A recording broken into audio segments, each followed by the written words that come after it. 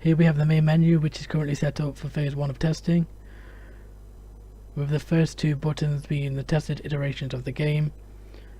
These won't be explored right now as the third option incorporates all features. Over on the left we have preset time durations for setting the time between each random button reset. Testing what time worked best is the main aim of phase 3 testing, but for now we'll just put it on 5 seconds, which seems to be a fairly standardized time. We then have to pick what method of display we want for teaching the controls to the player. Obviously, because they're procedurally generated, they have to constantly be taught to the player as they're changing. This is the icon-based method of teaching, which showcases the controls as they change through the use of simple semiotics. We then have the diagram-based method of teaching, which has a diagram of the controller, which then labels what action is currently set to what button.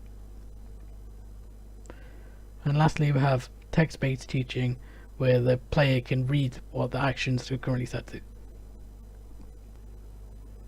For now, I'll just turn on all three so that all three will be running at the same time during gameplay.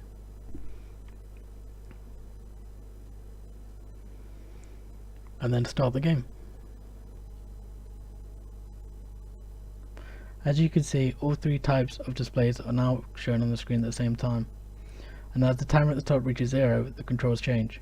This is determined by randomly choosing actors that set the new imports to 12 available buttons on the controller.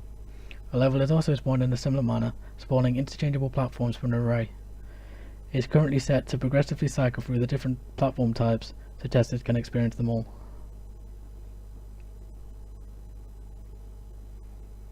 Here we have the stereotypical coin found in most platformers. There are 13 of these throughout this level type, which are implemented to check if the testers are currently traversing the level correctly.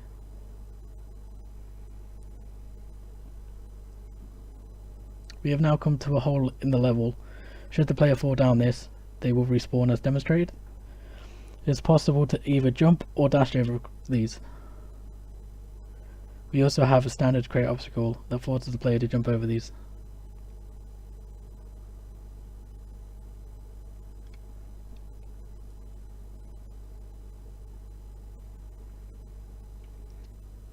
The spikes found above will fall on the player, resulting in death. Currently the only way to pass through them is by dashing.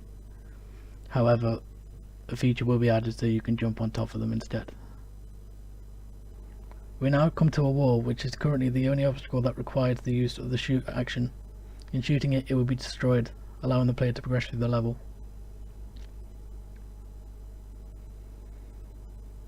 After passing the walls, the level will spawn from almost all platform types, and eventually only the harder ones to challenge the player.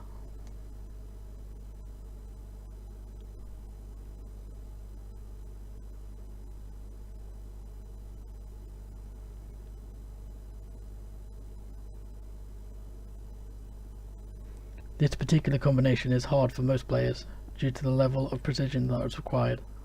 Once the level gets to 70 segments long, it will end, resulting in this screen showcasing the time, coins and deaths of the player. From this we can either quit out or return to the menu.